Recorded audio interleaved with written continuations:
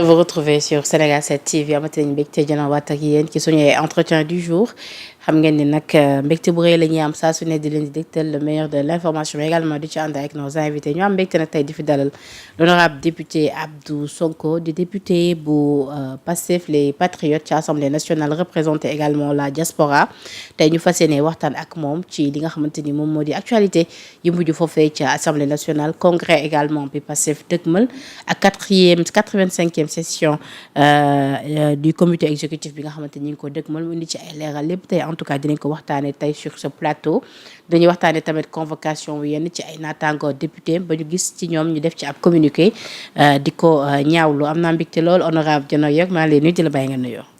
merci beaucoup Penda. Pardon maa ngi jégalu. c'est pas grave dañu koy gis nag moo tax. merci beaucoup Penda maa ngi lay nuyu di la fay.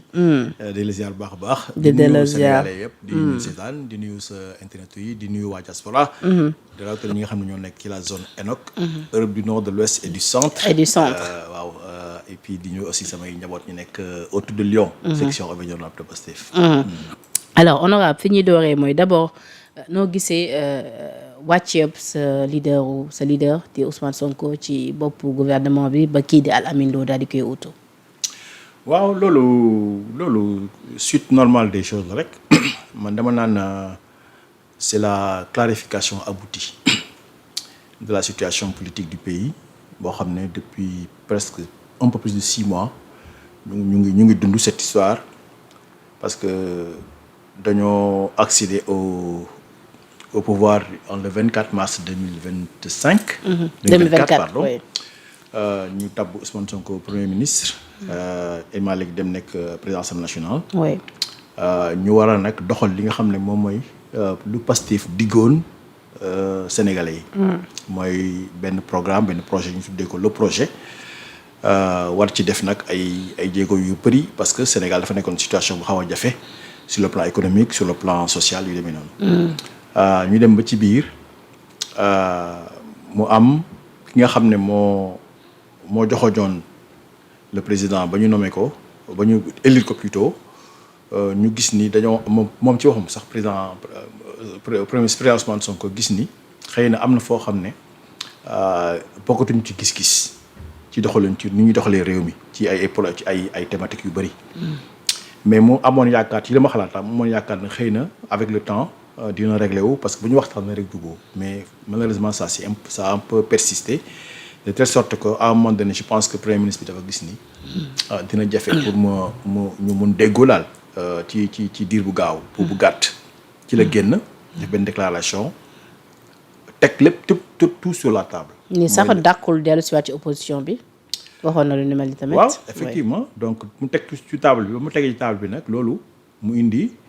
lu Ousmane Sonko wax ci waxam c'était un besoin de vérité et besoin de clarification loolu nag mi ngi daw depuis 6 mois ñuy wax dina ko dàq doo ko dàq mais bu ñu demee nag ba à un moment donné xëy na mu egg benn en niveau de paroxysme ñu xam ne Ousmane Sonko génnaat encore une fois mooy la dernière sortie de vendredi pour wax de manière précise ci yan point ci ñaar yu important ci la ñu am ay différends yu am solo mu ne nag lu tax mu koy wax parce que président ci waxam moo génn ci benn interview tudd ko mooy l'histoire des fonds secrets ak bon la question de la dette sax xëy na c'est pas le plus important mais à la grande surprise. mais est-ce que du sorti boobu noonu est-ce que du sorti boobu sax moom moo bousculé un tout petit peu les choses am na ñu koy wax bon loolu nag président moo ko mën a xam mais gis nañu ni il avait un discours assez clair. mais si sorti boobu tamit ñëpp nañ le PM n'a pas du tout été tendre avec le président comme toujours. c'est pas une question de tendre pas c'est une question de vérité.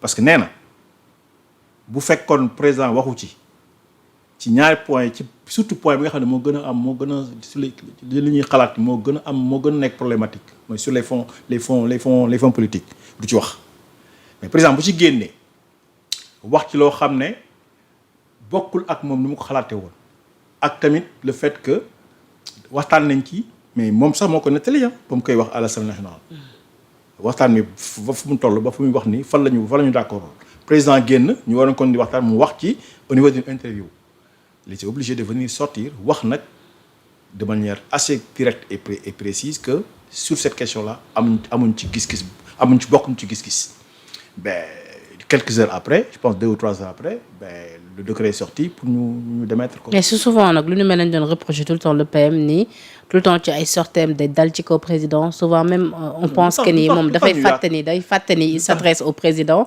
et que dafa war a am façon bi waxee ak ki nga xamante ni moom mooy le président de la République. Pour fàtte ni président Ousmane Sonko pendant presque 16 mois kenn déggu ko bien que après coup il y avait des différends quand même kenn waxul mais loolu est-ce que mën na continuer pendant 5 ans. Non. Voilà donc quand il a senti que c'est nécessaire de dire ce qui se passe mu génn wax ko mais wax ko avec les mots véridiques avec li xew mooy le fameux 8 les gens ont pensé que c'était assez dur mais c'était un langage de vérité. léegi nag après mu joxe perspective qu'est-ce qui va se passer mooy dina génn il va se remettre sur le terrain pour un peu expliquer jëlaat encore du service sur le plan politique. mais dafa am tamit ñu ne mënoon nañu peut-être léegi loolu. oui lan moo ci topp mais crescendo c'est-à-dire que le président lui-même est sorti à confirmer li nga xam ne moom la ñu bañoon mooy son histoire de ni nga ko waxee sax de Diomaye président. Depuis lors amul benn recul donc si Diomaye président existe à côté d'un parti politique qui est Pastef boo xam ne fa la bokk boo xam ne ñoom reconnaître ñu Diomaye président mais loolu fan lay mujj. et le président s'est voulu clair dans cette affaire. parce que nee na. oui ñii ñoo ko fal dañu bokk si ñu ko fal donc moom il prévoit pas de gouverner sans eux. ñun bokk ñu ko fal. mais mosul wax loolu tamit. voilà mais yéen tamit dafa mel da ngeen accéder au pouvoir pare bëgg écarter carrément la coalition Diomaye président te président moom li mu bëgg mooy yéen ñëpp ngeen ñëw sóobu ci liggéey bi. ñun bëgguñu loolu. yéen da ngeen bëgg un état parti. non loolu waaw loolu benn aspect la mais ñun lu ñu bëgg mooy ñi nga xam ne ñoom la ñu àndal ce qu'on peut appeler des alliés sûrs ñu ànd ak ñoom te parti bi mooy décider. du benn nit du Ousmane du keneen parti bi Ousmane président du parti boole ko le staff du parti ñu waxtaan décider la fa ñu bëgg a dem mais du kenn mooy taxaw fa leen décider ñu parti bi fii la jëm parce que le pouvoir il est de qui il est de Pastef. te da ngeen jàpp ne entre temps président mooy taxaw fee moom di décider fan la. non président moo taxaw. ne moom Diomaye président lay àndal parti bi 99% du parti. ne ñoom bëgguñu Diomaye président Pastef la ñu bëgg mu def ko la coalition dirigée par Pastef ñoom la ñu bëgg. et pourtant ci instance yëpp ci ndombal tànk yi ëpp solo ci poste stratégique yëpp waa Pastef ñoo fa nekk. waaw. lan ngeen bëgg de plus. non waxuñu loolu dañu ne c'est pas une question de poste. c'est-à-dire pour certains. yéen li ngeen moom président jox na leen ko ba mu doy. kon c'est quoi le problème en réalité. ba mu doy c'est pas la question de poste pour loolu waxuñu poste. on parle d'orientation on parle de politique on parle de vision on parle de programme on parle de reddition de comptes li yëpp ci projet laay wax on parle de projet n'est-ce pas su fekkee le président de la République koo xam ne moom la ñu élire nekk la personnalité légale au sommet de l'État à côté mu am le premier ministre koo xam ne moom mooy diriger la majorité parlementaire la majorité même boo xoolee sax la majorité même présidentielle parce que moom moo fexe ba moom moo joxoñ bu ñu élire ko ñoom ñaar kii adossé wu sur le parti majoritaire kii adossé sur une coalition minoritaire mais la logique voudrait que la coalition majoritaire waxuma imposer mais marquer le tempo ñoom ñooy mettre en place la politique boo xam ne moom lañ jaayoon Sénégalais. mais depuis lors yéen a ngi marqué le tempo. c'est-à-dire moom laa lay wax ni la. non c'est ce que les gens ne comprennent pas en fait. non on ne marque pas le tempo parce que justement sur certaines questions l'orientation prise par le premier ministre avec la majorité pastefienne n'est pas la même avec que celle prise par le président avec sa minorité Diomaye président. C'est évident. léegi loolu bu amee qu'est-ce qu'on fait? Sa minorité. C'est une minorité évidemment. Mais loolu c'est pas péjoratif hein. C'est factuel. Donc du moment que c'est une minorité présidentielle, soit elle se met en accord avec la majorité comment on appelle ça parlementaire dirigé par le parti Pastef pour ñu xam naka la ñuy def pour ñu déggoo pour ñu jëmale projet en avant mais loolu bu amul bu amee différent la seule chose qui reste c'est d'être lu Ousmane Sonko tuddee une cohabitation elle peut être douce comme elle peut être un peu plus rude. Mais est-ce que lu ni mel doonoon na possible dans la mesure où entre-temps da ngeen démarqué carrément de cette coalition dem créer la coalition apte ber seen bopp carrément non demeewul noonu de la coalition apte elle est avant la coalition Diomaye. Ah mais da ngeen ko dekkilaat. Mais c'est normal qu'est-ce qui empêche de le faire et puis dénomination amul solo xam lu ñu war a xam dans le pays qu'est-ce qui détient le pouvoir quelque part président de la République yor na pouvoir am n'est-ce pas il a son décret xam nga dénomination il nomme au poste civil et militaire kooku kenn du ko dindi mais pour dëkk bi dox pour ñu gouverner le seul pouvoir qui permet de gouverner c'est le pouvoir parlementaire kan moo ko yor c'est Pastef loolu boo ko xamee loolu logique la boo ko xamee la seule chose à faire c'est de se mettre en accord avec la majorité parlementaire pour nga mën a gouverner sinon tu seras dans une cohabitation boo xam ne kenn xamul fu mu jëm dama lay jox exemple xam nga ban laaj mos na ma laaj affaire l'histoire du cohabitation France dafa am ñaari cohabitation sous Mitterrand ak sous Chirac bi gën a méngool sax ak bu ñu nar a dem nii mooy bu nekkoon ci Mitterrand dafa accès au pouvoir en 81 gagné gouverné pendant 5 ans avec la majorité socialiste ñu def élection mu perdre pouvoir bi droite bi ñëw mais bu droite bi ñëwee majoritaire à l'Assemblée ñu mënul gouverner lan la def mu ne léegi le pouvoir dama koy jox ñi gagné mooy la droite mais ñi gagné xool bu ñëm rek ñi gagné c'était Chirac mais Chirac de par son tempérament xam na ni moo Mitterrand day jafe mais Chirac dafa désigner kenn ñu nommé ko premier ministre Balladur c'était pas le chef de l'opposition mais il faisait partie de Chirac mais Chirac moo désigné Balladur ñu nommé ko parce que il fallait donner au premier ministre ñi nga xam ne ñoo gagné loolu moo xaw a méngoo ak tey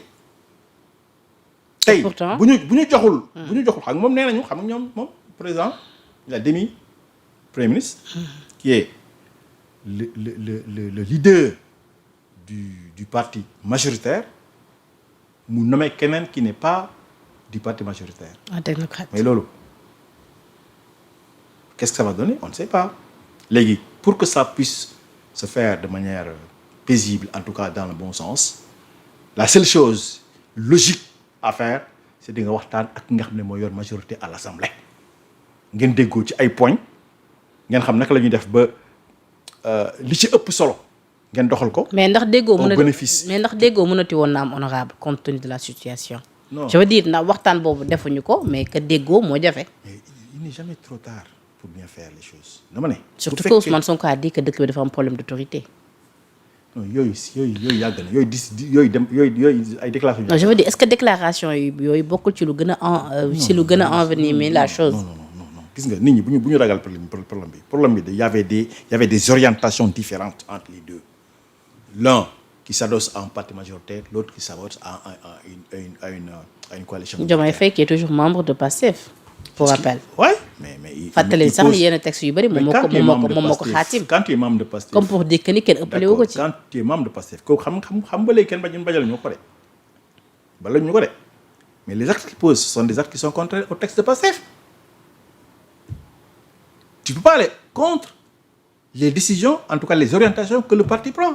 Parce que moom actuellement il est le président de la République maanaam léegi moom il est au-dessus même de ce que. Il n'est pas au-dessus de Pastef de. Il est au-dessus de l'État. Il est au-dessus du pays. Mais il n'est pas au-dessus de Pastef de. Patron ci Pastef mooy Ousmane Sonko. Ça c'est évident. Donc moom il va jouir entre guillemets de ses pouvoirs disons de président de la République. Kenn du ko nangu kenn du ko bañal. Mais quand il va s'agir maintenant de programme, de projet, de parti, d'actes partisans, ben ñun suñu référence suñu référence c'est le parti. projet c'est le projet. C'est pas ce que fait le président. Le projet ak programme tam bi nga xamante ni yéen ñëpp yéen a ko bokk ba tey. moo tax dëkkoon dis que ni est-ce que tey jii waruñu woor mun a xool naka la ñuy fexe pour sauver un tout petit peu li nga xamante ne en tout cas moom moo desoon ci seen àndandoo. compte tenu du fait que ni ñoom ñoo ñu jaayoon Sonko moo Diomaye moom Sonko et que bilan bi ñoom ñaar ñoo ko bokk. kan moo ko mun def quoi qu'on puisse dire. kan moo ko mun def boo xoolee li xew yëpp qui a aujourd'hui la main pour que mu am disons quelque part accalmie et que l'on aille vers un consensus bien voilà kan moo ko yor tey. le président. jeex na le président te loolu Ousmane Sonko il a fait deux communications qui sont responsables 3 sax lay wax et qui sont quand même rassurants lu si njëkk mooy avant ñu koy démettre waxul benn discours boo xam ne qui va dans le sens de tout exploser dafa wax li nga xam ne mooy c'est différent avec président Diomaye Faye. Oui. N'est-ce pas? 3 heures après ñu démettre ko. N'est-ce pas? 2 jours après ou 3 jours après il devient président de l'Assemblée nationale. de l'Assemblée nationale maa ngi ci ñëw. N'est-ce pas? déglul son discours. au perchoir déglu ko. c'est un discours rassurant. nee na de fas yéenewul utiliser pouvoir yi nga xamante am na ko. léegi yow boo xamee il fait un discours rassurant il fait un discours qui va dans le sens de se mettre d'accord pour que ñu bañ a jalgati quoi que ce soit mais en mettant des garde-fous. On ne peut pas dilapider ce que le parti a fait pendant 10 ans pour avoir la confiance des Sénégalais. mu joxe garantie ne mi ngi déglu bëgg nañu waxtaan et tout ça la wax na ko loolu la waxee peut-être pas à ces mots-là mais loolu la wax. est-ce que ci kaw déglu boo ko waxtaan boobu sax lu ni mel nekk na di am ni jamono bi nga xamante ni ñi nga xaarandi composition gouvernement bu yees bi Mimi Touré annoncé ko tout à l'heure sur la RFM que ni dina am ce soir. léegi loolu on en saura dans quelques heures comme nee na léegi gouvernement bi génn dans quelques heures on saura ce qui s'est dit mais xam nga am na yoo xam ne kenn mënu ko wax en public. am na yoo xam ne si ñun xamuñu. léegi seen gars yi bokk ci yéen te ñu nar a bokk ci gouvernement bi tamit yéen da ngeen teg ay conditions que ni buñ leen woowee tamit dañu war a ñëw laaj ca base bi. mais c'est normal mais man dama mën lu tax que les gens se posent des questions en fait. kon c'est Ousmane Sonko qui va continuer à proposer quand même au sein de Pastef wala. non dafa nag Ousmane Sonko c'est le leader de Pastef. oui ñun dañu bëgguñu ay affaire disons faire les choses en catimini wala de manière individuelle.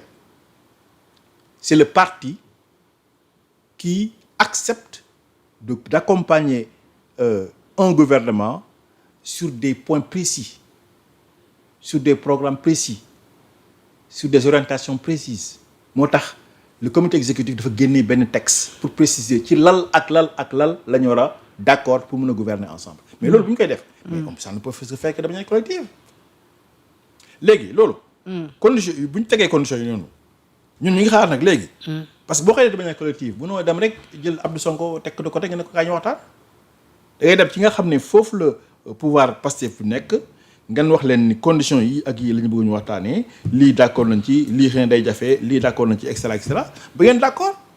si vous avez un minimum d'accord boo xam ne mën na permettre ngeen constituer un gouvernement mais c'est déjà l'essentiel c'est déjà un parce que am na ñu ne même composition gouvernement pourquoi mu yéex parce que si yéen la bloqué. si seen profil yi nga xamante ni dañu war a jógee Pastef dem bokk ci gouvernement bi. ñun bloqué ñu dara ñun dañu ne dañoo teg loo xam ne mooy ci la ñu mën a d'accord pour accompagner un gouvernement déjà dans un premier temps léegi yow lu tax ngay xaar ba ñu wax la ko nga ñëw ngay soog a solliciter ay discussion voilà mais après loolu sax buñ ci jàllee mais nañu dem ba d'accord ci ay points yoo xam ne mën nañu gouverner ensemble ñu def ko. léegi nag bu fekkee amul mais loolu ñun luñ ci mën la seule chose que les gens doivent accepter de Pastef que mënul renier son projet mënu ko parce que c'est le projet qui est majoritaire dans ce pays c'est le projet qui est soutenu par le maximum de Sénégalais dans ce pays là mais mënuñu accepter quand même que parti Pastef pour des raisons xam nga la ñu koy bàyyi mu dem non c'est pas possible. donc ñun on campe sur li nga fait que am na yoo xam ne des éléments essentiels du projet duñ ko bàyyi mu dem. duñ ko jëngale duñ ci wàcc léegi nag su fekkee loolu amul accord mais chacun assume et puis on verra ce qui va se passer plus tard. D'accord léegi ci dellu si le président du parti Pastef à l'Assemblée nationale Ousmane Sonko l'opposition moom parle de coup d'état ñenn ñi jàpp ni lu ni mel waru woon am da ngeen user de votre force te li nga xamante ni moom moo di seen puissance à l'Assemblée nationale à savoir que ni vous êtes majoritaire et que dans ce cas lu leen neex def à l'Assemblée nationale nee nañu tamit lu ni mel waroo woon war a mun a am pourquoi parce que moom mandat wu député mu dafa précéder li nga xamante ni moom mooy poste de PM bi donc dès l'instant où lu ni mel am rek moom dafa perdre d'office li nga xamante ni moom moo di mandat am et que dans ce cas là et profil yu mel ni Amadou Ba ñoom rek ñu lañu autorisé pour ëllëg bu ñu nekkatul ministre ñu mën a jël ci à l'Assemblée nationale et non le cas d'Ousmane Sonko. loolu fu ñu ko bind ban article waaw ñoom loolu la ñu wax. waaw loolu la ñu wax rek mais duñu wax ban article la de manière précise yan alinéa la ak yan texte la yooyu ay tabale rek gis nga Ousmane Sonko lu tax waxuñu ko sax ba Ousmane Sonko déposé sa lettre là ba ñëw àllakan lire ko à l'hémicycle ba tudd quel est le mot. suspension mais Ousmane Sonko démission la waxoon bi ko. non mais loolu c'est dans les couloirs mais bi ko waa RTS dékkee micro démission la wax. defe naa xam nga yow man mën naa ñëw dans le couloir nga laaj ma lapsus ma wax démission. Quel est l'acte qui fait foi? C'est quoi l'acte qui fait foi? C'est la lettre. Lettre bi la bind déposé au bureau de l'Assemblée nationale. Président Alla Kane ñëw mooy le premier président en fait doyen d'âge mu ñëw lire ko ñu accepté ko suppléant am ñëw dugg mais loolu lañ bëgg jeex na c'est acté depuis le départ donc nag dans le couloir si on lui pose la question par lapsus mu ne démission mais loolu c'est fait loolu ma fait foi ce qui fait foi c'est sa signature et la lettre qu'il a envoyé moo tax mu dellusiwaat amul benn problème te loolu la ñu évoqué bureau bi bañ ko démettre quelques heures après mu bind lettre déposé ko au niveau du bureau bi accepté ko réintégré ko quelques heures après président Malick convoqué le bureau démissionné dem yoonam. procédure boobu tamit waa opposition bi dañ ko déplorer notamment le groupe Takku Wallu nañ ci dellusiwaat. nee nañ El Malick foofu ni mu doxaleewul ak yoon. dañu lu ñu wax amul te lu ñu wax expliqué nañu ko ba mu leer sox-coroog bu mu génn def na benn interview ba mu leer président Malick dafa bind lettre démission am ñëw dafa convoqué le bureau lettre démission teg après dem yoonam son premier vice-président mu convoqué la conférence des présidents n'est-ce pas woote def programmer session ñu ñëw ñu intégrer Ousmane Sonko comme qui démissionné ñu élection ñu organiser élection président Ousmane Sonko devient président de la léegi ce qu'on ne comprend pas pourquoi loolu léegi ce qu'on ne comprend pas honorable pourquoi coûte que coûte ngeen ni non force Ousmane Sonko dafa war a à l'Assemblée nationale. loolu suñu cëggal wuy la ñun ñoo ko moom ñun Pastef Ousmane Sonko mooy suñu leader Ousmane Sonko représente le projet représente le leader depuis 10 ans il n'est plus premier ministre ñun Pastefien waxuma militants yi waxuma sax sympathisants yi Pastefien militants yi ñu ne dans cette configuration institutionnelle la seule station boo xam ne mooy stratégique pour le parti mooy Ousmane Sonko nekk président de l'Assemblée nationale. Pour faire quoi après? mais pour continuer. Pour bloquer l'exécutif. Voilà. Les gens pensent toujours que looy def rek c'est négatif. C'est pour faire de telle sorte que le projet aille jusqu'au bout. Et loolu mën na ko def sans pour autant être président de l'Assemblée nationale. mais mën na ko def bu ko nekkee. lu tax ñoom ñuy choisir la station bu muy nekk bu ko neexee mu nekk ñun ñoo bëgg mu nekk président kay. Ousmane El Malick comprendre ko accepter ko moo ko jox comprendre sax accepter ko démissionner président ñëw ñu noo ko loolu mais lu seen yoon lan ñu bëgg mu nekk. non mais parce que nag suñu yoon a ngi ci parce que askan bi ñoo leen porté à l'Assemblée nationale. ngeen dem représenter askan bi. donc te lu nu mel mais c'est-à-dire honorable lu nu mel dañ ko yàggoon déplorer yéen ngeen ñëw tam promettre ñu une assemblée de rupture ni li fi doon am dootu fi amati ab majorité mécanique dootu fi amati. dañuy jiital tout le temps li nga xamante ni moom moo di intérêt intérêt askan bi. ana mécanique bi dama ne li nga xam ne état la Sénégal la loolu ñun duñ ci imposer quoi que ce soit état moo koy décider premier ministre Sonko premier ministre ñu démettre ko accepter d'office kenn mënu ci dara waaye ñun suñu parti mais bàyyi la ñu gérer suñu parti ñu ko bëggee. c'est-à-dire souvent honorable vous donnez l'impression que ni yéen député Pastef vous n'êtes là que pour les intérêts personnels d'Ousmane Sonko. Tu as bien dit impression. Nous on bosse, nous on travaille, nous on fait des choses, nous on est. On n'a jamais aussi autant révolutionné nous Assemblée nationale di fonctionner au niveau de la 15e législature.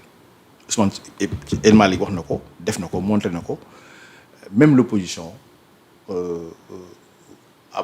def na témoignage boobu ci El Malick.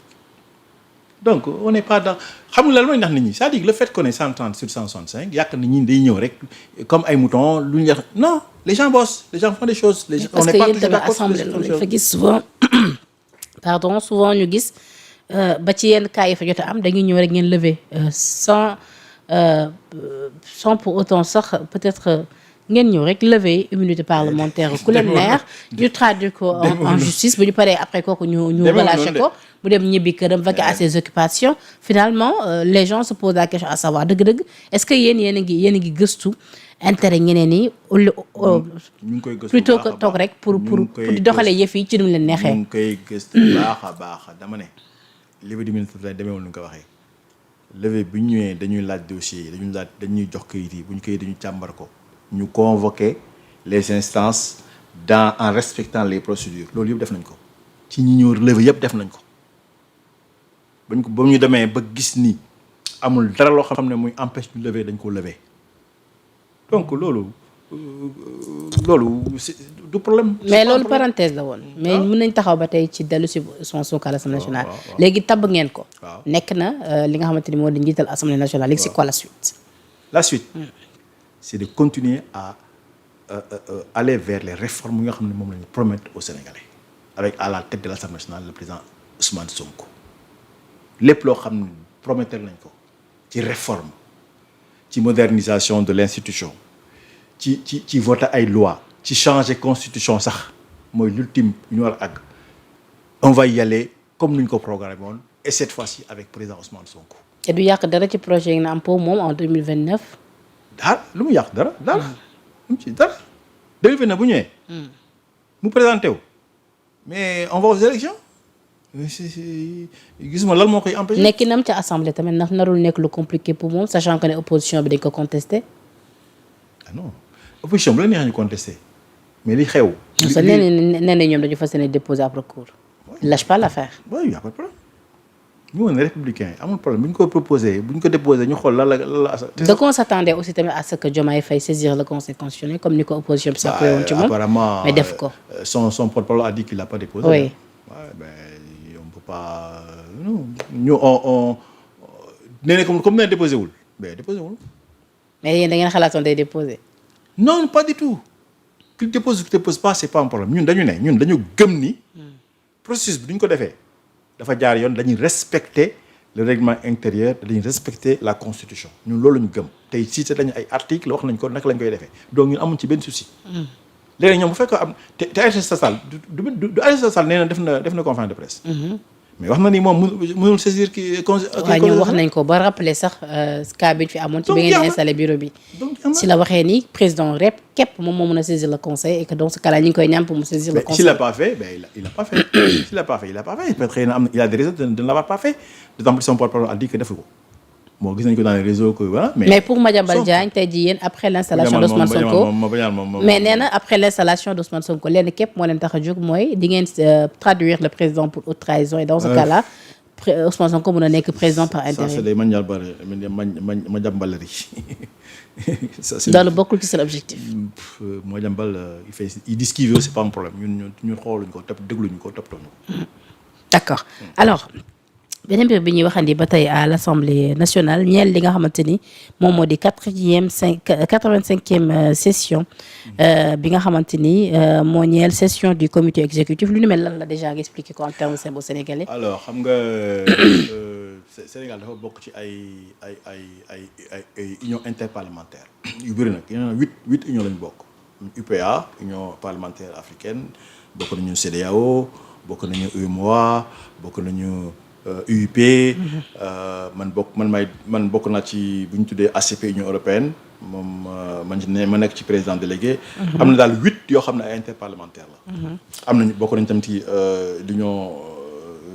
l'union parlementaire l'assemblée parlementaire de la francophonie par exemple moom fi defoon tam benn session bu yàggul. léegi ñooñu union interparlementaire dañuy am de temps en temps ay sessions ordinaires de manière tournante soit en Afrique soit en Europe soit feneen. léegi bii nii UPA mooy organiser sa 85e session. mais ñu ngi koy defee Dakar.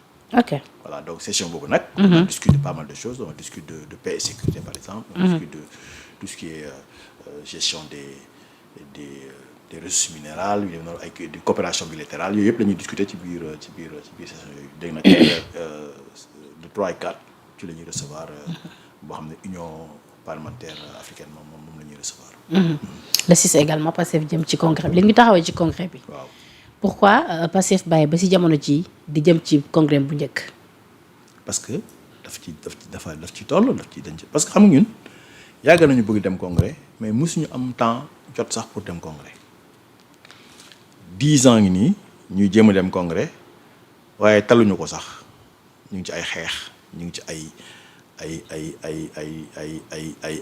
ni nga wax sax pas ay résistance ñu ñuy xoqatal ñu ñuy dóor di ñu amuñu temps de organiser congrès mais ça n'a pas empêché le parti de continuer à s'organiser de manière à ce que mu am une structuration bu dëgër mais dafa manqué woon quelque part une forme de légalité ñi nga xam ne ñoo yor disons parti bi en l'occurrence le président ñu ne léegi nag bu ñu demee ba mën ko ba jot ko ba mu jot dañuy def congrès bi nga xam ne moom mooy élire de manière officielle le président du parti 2 ans ngi nii kenn xoqataluñu ñu ngi liggéey ñu ngi jéem a fexe régler problème réew mi parti bi nag léegi ni day organiser wu nag. nag opposition bi nee nañ réglé wu leen dara dëkk bi tey la gën a. waaw bu leen neexee bu leen neexee ñun yor nañ suñu bilan bu set bu leer xam nga. léegi bilan bi. bilan mën naa wax liiral fii yàlla on a fait beaucoup de choses dans ce pays là. ñëpp xam nañ ko. d'autant plus que yaa ngi may dégg dévier sax ci congrès bi d'autant plus que avec tout ce qu'on a hérité mais c'était quand même assez catastrophique et compliqué mais si on n'avait pas fait d'efforts xam nga fu ñu jëm ci réew mi. Voilà, donc on a fait beaucoup de choses dans ce pays-là. Je pense que tout le monde le sait, sauf les gens qui ne sont pas honnêtes et qui ne sont pas... Voilà. Pour ci congrès bi, on s'est dit que on va rassembler les militants dans un événement boo xam ne qui est statutaire pour aller au congrès, pour élire le président du parti et élire aussi, je pense, si je ne me trompe pas, le trésorier général du parti. ñaar rek lañ fay def ci congrès ba ci des yëpp. Après voilà c'est de l'animation ak yu mel noonu léegi nag bu ñu ko defee bureau politique bi décidé que daf koy def le 6 juin donc partout au Sénégal dans tous les départements toutes les communes du Sénégal et dans les 50 pays de la diaspora ku ci nekk da ngay yóbbu indi ay délégués 2 délégués par section pour ñu regrouper wu au CICES pour justement discuter de l'orientation du parti, discuter de la doctrine de Pastef, discuter de tout ce qu'on doit faire pendant les 6 ans qui vont arriver pour xool naka la ñuy structurer parti bi de manière solide naka la ñuy fexee ba sunu lu ñu bëgg ci réew mi ñu mën ko def avec les moyens yoo xam ne yow moom la ñu yor. léegi dama bëggoon nga leeral ñu benn affaire bu ëllëg xelu nit yi am na ñu jàpp ni ci boobu le congrès tam waru leen tabbaat Ousmane Sonko comme jiitalu parti bi parce que def na déjà ñaari mandat te seen taxe parti yi da ngeen ni ku def ñaari mandat waruloo xalaat ab ñetteelu mandat comme ni nga ko doon bañee pour le président Macky Sall. Ousmane Sonko d'accord comme naa histoire bi mais bon déjà man damay toog rek ma naan lu ci seen yoon Ousmane Sonko amul benn congrès c'est le premier congrès amul benn congrès bu élu Ousmane Sonko président amul Ousmane Sonko a été président désigné par les membres fondateurs ñu teg un copil qui oriente et qui en tout cas qui a géré le parti pendant quelques années 2019 romb après qu'on ait mis en place une coalition qui s'appelle Jotna des partis se sont regroupés autour de Pastef pour créer ce qu'on appelle la fusion ñu fusionné parti Pastef avec 13 autres partis ñu am ay textes yu bees yoo xam ne ñu ngi ko génnee en 2025 je pense si je me trompe pas en janvier 2025 n'est-ce pas yooyu yëpp bañ koy def congrès amul on n'a jamais élu un président léegi nag textes yooyu ñu finir en 2025 yooyu moo ñu indi ba tey jii ñu mën a organiser un congrès un premier congrès où on va élire pour la première fois le président du parti Pastef ana mandat bi donc Ousmane Sonko va faire son premier mandat en juin le 6 juin inchallah léegi nag j'espère que en 2029 il n'aura pas faire un autre mandat parce que c'est la présidente de la République. Le président Diomaye peut candidater? Non, il peut pas. Enfin, il peut pas parce que lui-même qu'il a dit. Il peut pas être président et gérer un parti. Il ne peut pas. Donc il a même pas déposé un dossier. Donc c'était pas possible qu'il soit président parce que c'est pas écrit dans les textes, hein, mais ñun ñoo ne dans les nouveaux textes si quand tu es président de la République, tu ne peux pas être président de parti Pastef.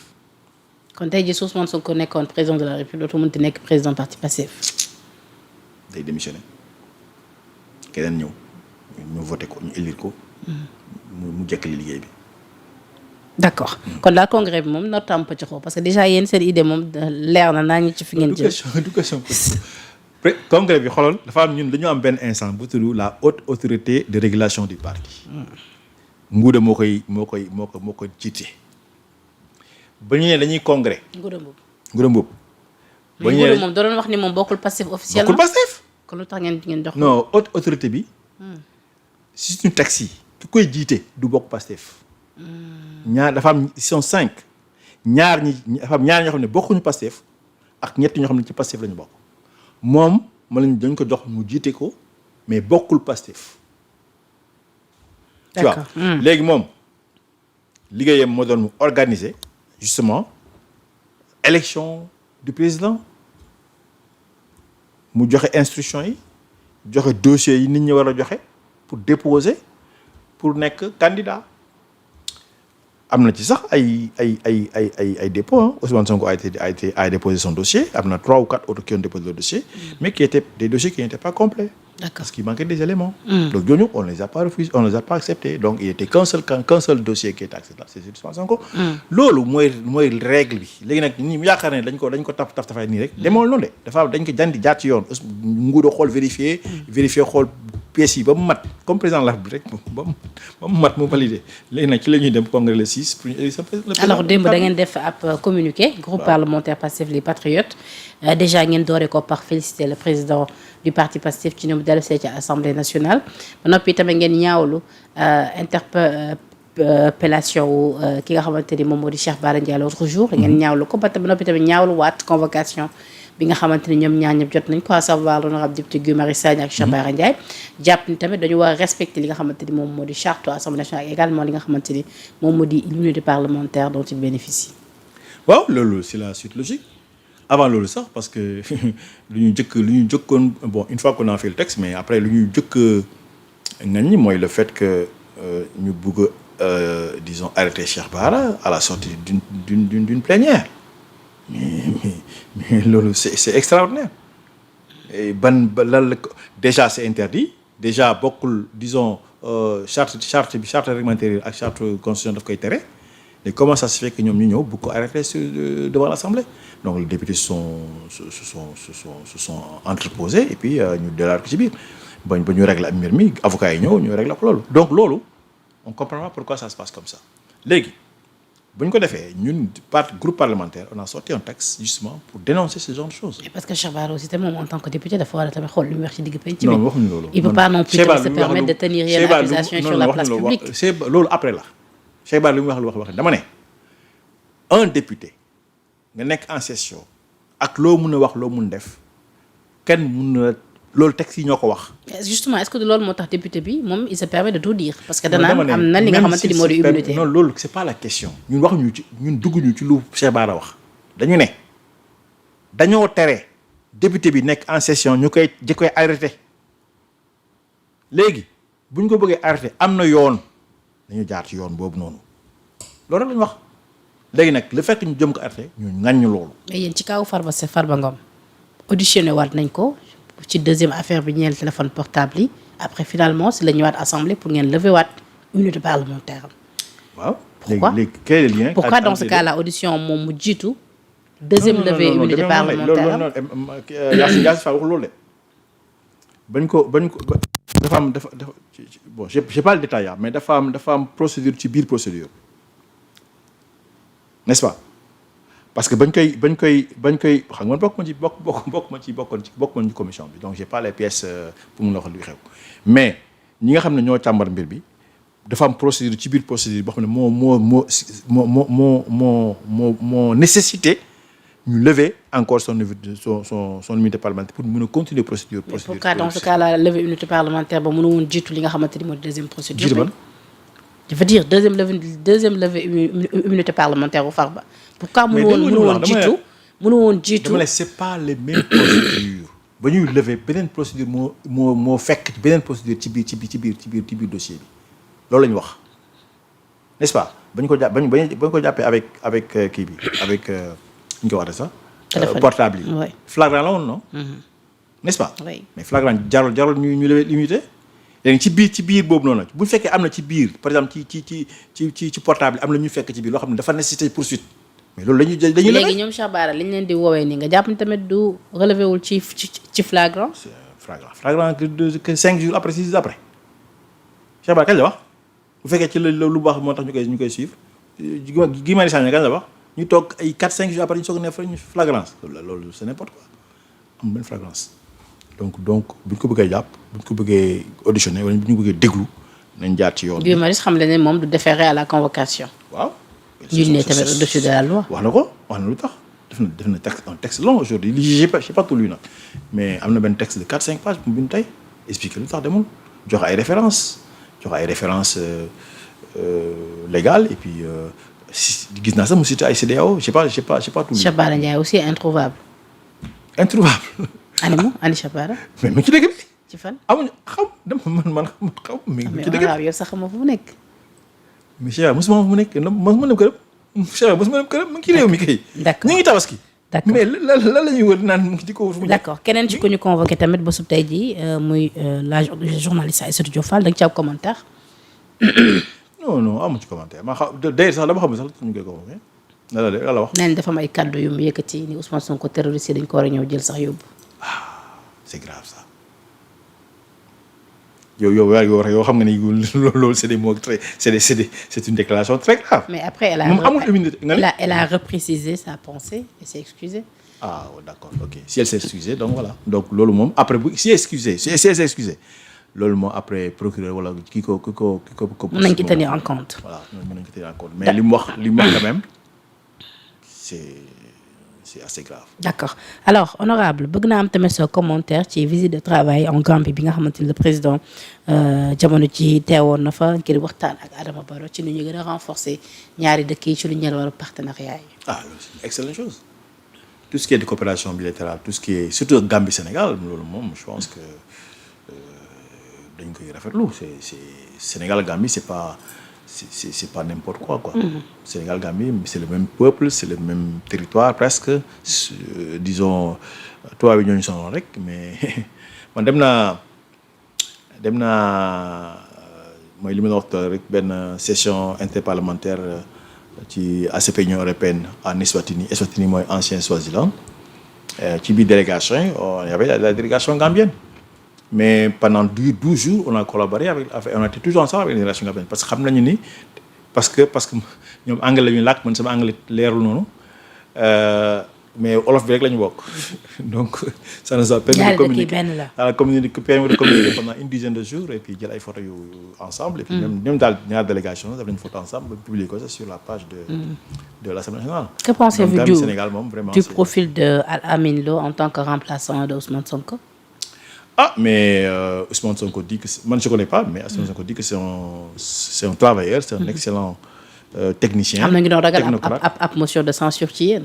non loolu bokkul. xam nga yow kii qualité nit nga may wax. après nga may wax ay procédure ay motion de censure ça y est là. mais je veux dire xanaa kay bu ngeen gisee ni bu Ousmane Sonko magnifié nit ki. jàpp ni ab liggéey motion de censure du jaar foofu de jàmbur du xool ay waa ji rafet na wala ji mën na liggéey ñu kii de wax loolu de c'est le contenu de ce qui va être présenté te bu motion xam nga gars yi defee ne dëkk bi ay affaire du folo du fode président moo nommé Alamine premier ministre bi dafay doxal li nga xam ne moom mooy la politique bi ko président sant n'est-ce pas pour loolu mu am dina am diir boo xam ne bu ñëwee day ñëw assemblée nationale mu def sa déclaration de politique générale n'est-ce pas ci biir déclaration bi la ñuy xam fan la jëm ak lu muy def n'est-ce pas bu ñëwee wax loo xam ne qui n'est pas en contradiction avec ñun lu ñu jaayoon Sénégalais yi mais kenn du ko motion de censure fu ñu koy jëmee dañ koy voté. mais yéen tout le temps li ñu leen di wax mooy yéen ku dul Ousmane Sonko bëggu leen kon dans ce cas là lépp lu mu leen munti proposé tamit du moment où du Ousmane Sonko rek mën na si ngeen ko teg ab motion de censure. non du demee noonu on est quand même assez responsable. dañu xam nga il faut différencier quand on fait de la politique quand on fait une déclaration qui est un peu plus politique et puis le fait que tu mettes dans une situation boo xam ne qui relève de li nga xam ne li nar a disons engagé réew mi ci ay situation loolu bu ñu ko defee ku nekk da ngay toog en toute responsabilité nga xam lan ngay def ak lan ngay wax lan ngay décider moo tax ma jox la ce scénario là président bi nommé na premier ministre dina ñëw def sa déclaration politique générale dinañ ko déglu nañ xam fan la jëm léegi nag ñun lu ñuy xool est-ce que lu muy wax ak fu mu jëm méngoo na avec li nga xam ne moom lañ jaay Sénégalais. bu méngoowul ngeen doon ko motion de censure. mais c'est loolu mooy logique c'est logique. ñun duñu engagé réew mi ci loo xam ne bokkul ak ñun ci lu ñu ko jaay. donte ni nag moom ci discours am ubbi na bunt yi wax na tamit ci Pastef. jàpp na tamit ñëpp war ngeen war a mën a ñëw soobu ci liggéey loolu koy Ousmane Sonko rafet na loolu. je pense c'est une bonne chose. donc affaire y a pas d'animosité. on fait de la politique on est responsable léegi ñun dañoo am loo xam ne dañ ko bëgg a préserver mooy le projet qu'on a vendu aux Sénégalais. ci loolu la ñuy taxaw. duñ fi nekk nag di fo nan dañuy ku ñëw ñu daanal la loolu amul solo. alors honorable ndax diaspora bi ngay représenté tey jii da ngeen fas yéene boycotter le président Bassirou Diomaye Faye compte tenu de sa séparation ak Ousmane Sonko. non affaire bi en fait du demee noonu dama lay jox exemple rek kii nu mu tudd sax Fodé Mané qui est le député de la diaspora Espagne la dëkk. député Espagne la député Europe du Sud la mais Espagne la nekkoon président temps yi sax dara xew la Ousmane Sonko mu ngi premier ministre président di dem Espagne JPS Pastef ne ñoom duñu dem ci ndaje ba parce que dañ ko mere n'est-ce pas mais Fodé Mané en tant que député moom dafa dem ci ndaje ba te pourtant moom moo jiite waa Pastef yu nekk Espagne mais loolu daf ko def en toute responsabilité parce que il fait la part des choses il est député le président de la République vient dans son pays wax na fa la dëkk fa la représenter Sénégalais day dem toog fii mu war a toog jël parole wax lu amoon njëriñ réew mi lu amoon njëriñ Sénégalais yi nekk en Espagne loolu la ñuy def ñu ñëpp donc y aura pas de boycott systématique yu demee noonu. ñun dañuy xool après nag tout ce qui est relève encore une fois li mu wax nii. d'acte ou de décision politique loolu amul problème. mais tout ce qui relève un peu de responsabilité ba nga xam ne parce que yow da nga am foo toll ci responsabilité. mais da nga koy assumer sans pourtant ngay xool ndax parce que nga bokk dafay nga bokk. boycott systématique du am mais nag après. les organisations politiques peuvent faire ce qu'elles veulent y a pas de problème. alors honorable waxtu bi jeex na di la bàyyi nga tàggatoo le mot de la fin. merci beaucoup mais maa ngi lay ziar bu baax di la nuyu. di la remercier encore une fois ci invitation bi ma def. c'est toujours un plaisir de vous recevoir. c'est un grand plaisir voilà de venir discuter un peu au niveau de Sénégal 7. di wax rek léegi voilà. Sénégal 7 seen kër la. suñu kër la wax sa gars yi bu ñu ko boycotté dañuy ñëw jàpp ci. non dëkk bi moom fii gars yi boycotté ñu ko de gars yi boo la invité day ñëw gars yi fi pourtant gars yi fi ñëw de. mais maa ngi di suivre de. ñi ñëw waaw mais bu koo ci invité rek nañ ñëw incha allah parce que fii moom mën nañu fi wax suñu xalaat. kër gi de seen kër la. suñu kër la incha allah. problème.